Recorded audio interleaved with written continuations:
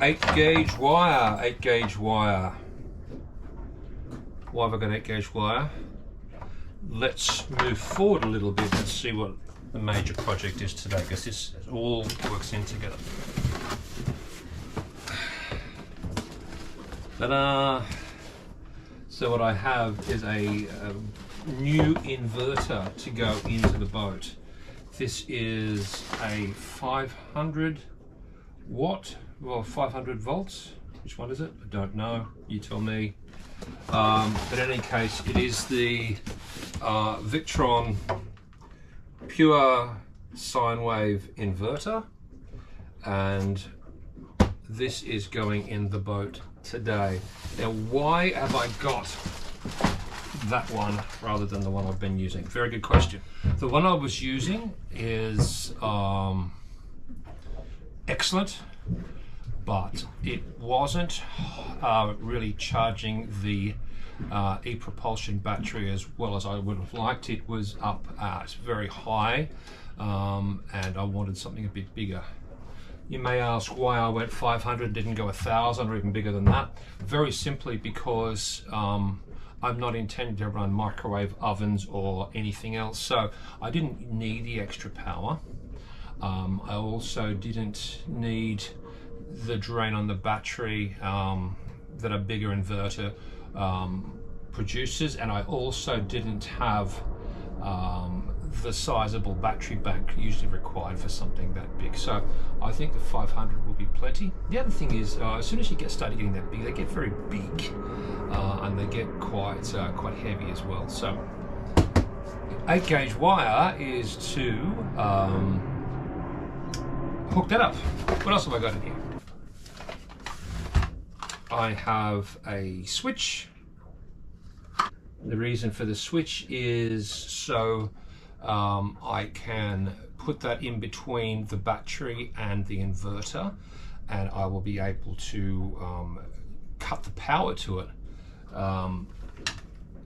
whilst the inverter is not running, because as you would be aware, an inverter still draws power even when it's not being used. So that's the idea there. What else have I got? Oh, various connectors for the 12 volts. I have a slimline power point for using the inverter. I tend to put this on the outside. I'll be mounting the inverter internally. There's a vented area that I have that's should be suitable, so that is for that. So the big job today is to get the inverter in the boat, and that's what I'm going to move on to next. And I'm looking forward to getting that up and running. So join me as I attempt to put the inverter in the boat. So the spot I think I'm going to mount the inverter is here in the battery compartment, which is, for reference, on the starboard side of the companionway. I've looked at lots of different options, but I think the best place to put it is on that bulkhead. Still plenty of airflow around it, and this area is vented in any case, so I think that is going to be my best option. Never have the greatest amount of luck with filming, so I'll do my best here. This is quite heavy, as you can probably imagine, but that will fit. That will fit in there nicely. And oh, that's good. Do I want it there, or do I want it closer to the battery? I think I want it. Oh, I think I want it there. If I bang it up hard against that, that would make sense. All right. So what I'm talking about there is the bottom, underneath here that you can't see at the moment. There's a little ledge, and that will give me a horizontal plane to work with. The reason I'm making all these sounds is because I'm working over the top. It's quite a reach to get in here. So what I'm going to do is I'm going to, best I can, mark the holes that I'm going to drill. Just go, quite see under there. Oh, there we go. One there. One there.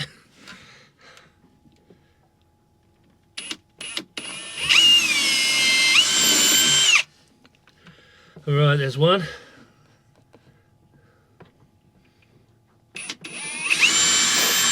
There's two. I fancy that it might be easier to attach the wires here than in there, because I won't be able to see them in there. So let's get on to doing that. All right, we're back. So I just had a bit of a poke around in there, and I think I'm going to mount the switching. I've got two options, either there, which is the first and I think best option, or there. Now when the fire extinguisher's there, it's going to be in the way a little bit, so I think here, so the switch and the power point, I think there is going to be the best place. In any case, I should have enough wire. Well, I've got plenty of wire, but I should be able to, if I connect this up now, I just won't cut the wire until I actually need it. So let's connect that now. Right. We have 8-gauge wire, because this is what is recommended as the maximum for this particular unit. Here's me trying not to cut myself. Right. There we go.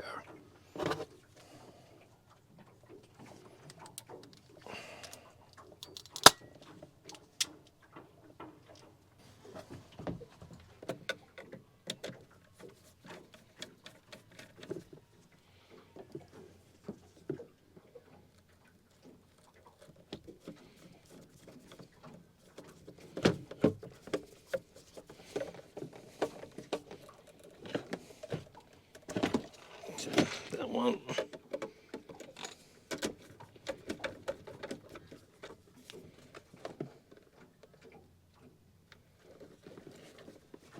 That one.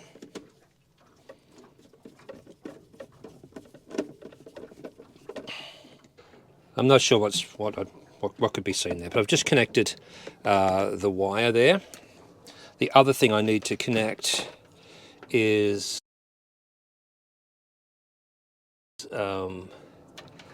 the smart dongle, and that just goes into here. All right. So that now, I should be able to now, well, I don't need to worry about trying to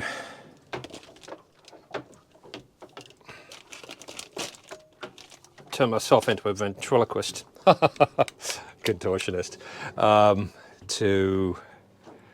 sorry about the light there, so to wire that up. So I'm going to get back into that area in there. I'll see if I can get another camera going and try and capture what I'm doing. I've always said I'm the world's worst YouTuber. Let's try again.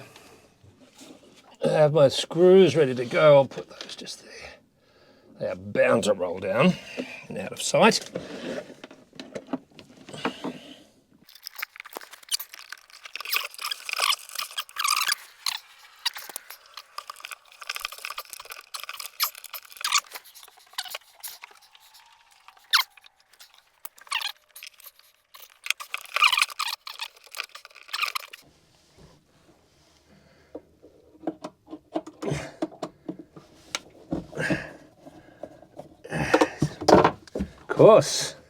Of course that was going to happen.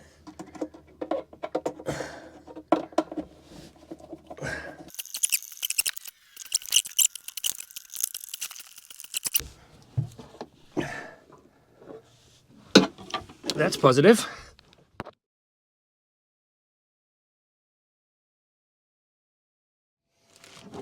So the first thing I need to do is cut the wire here. This is the 12-volt wire.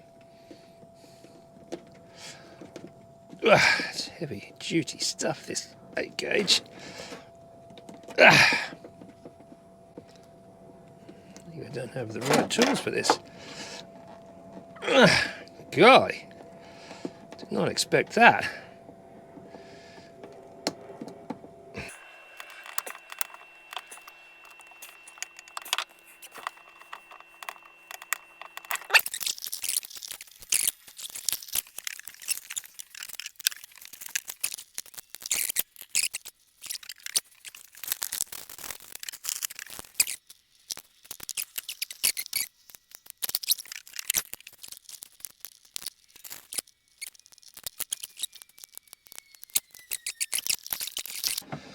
needs to come through there and up onto there. So that's going to be enough if I cut it off.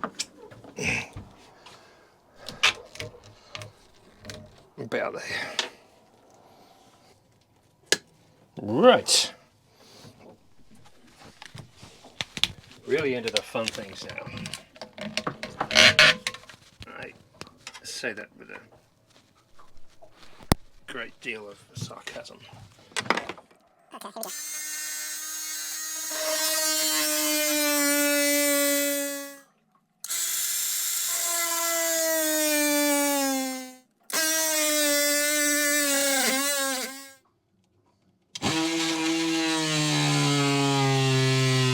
Let's take a bit of stock of where we are. So, when we last left, we were butchering the teak down there.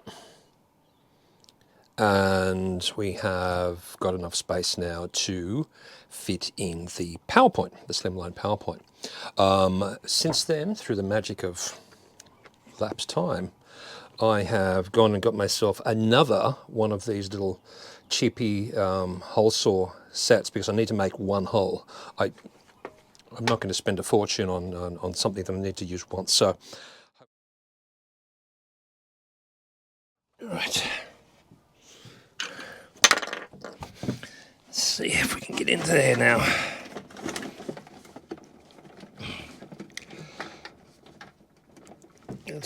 I'm not sure.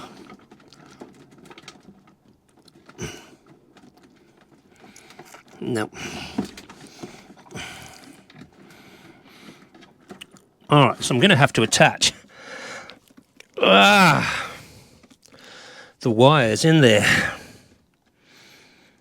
Oh, that's really annoying. And I wanted to wheel that anyway.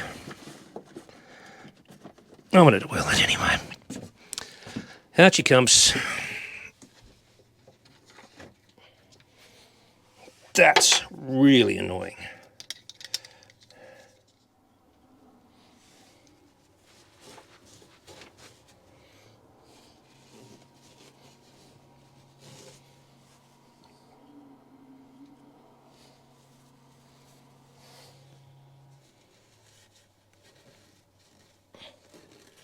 Probably absolutely nothing.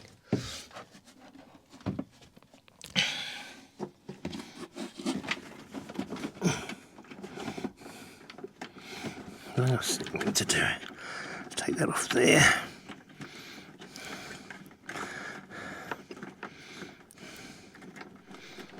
Oh, golly, I do want to film all that because there was lots of frustration and maybe some not very nice words used, but I have a result. Let's have a look.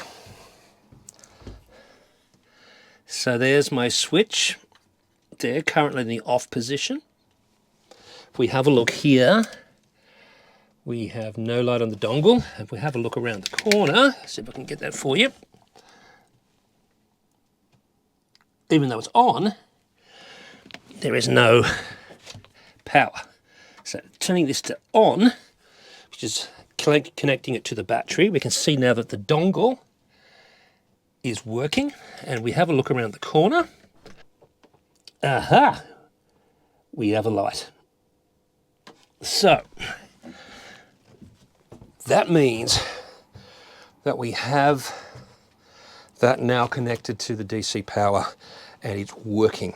So all I need to do now is attach a 240 volt cable from the inverter and mount the power point. I think I'm done. I didn't show all that stuff because, a whole heap of stuff because it was really untidy and pretty damn boring actually, to be honest. So let's have a look and see what we've got. There's the inverter, and you can see there's a power cable coming from the inverter.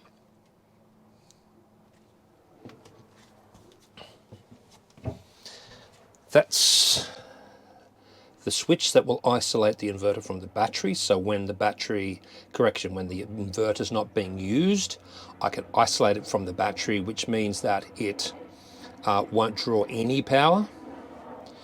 That is the power point there, and that's for, as you can see, there's an adapter plugged into there, a charger plugged into there.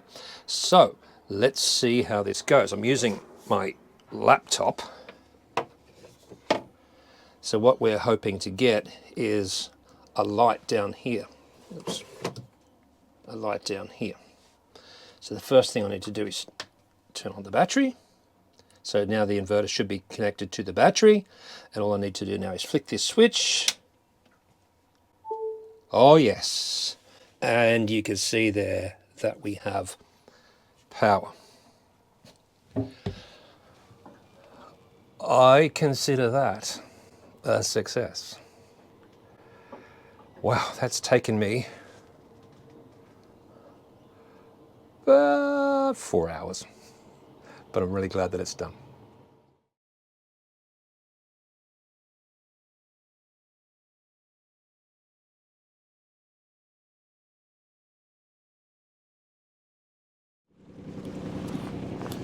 All right, let's get this show on the road.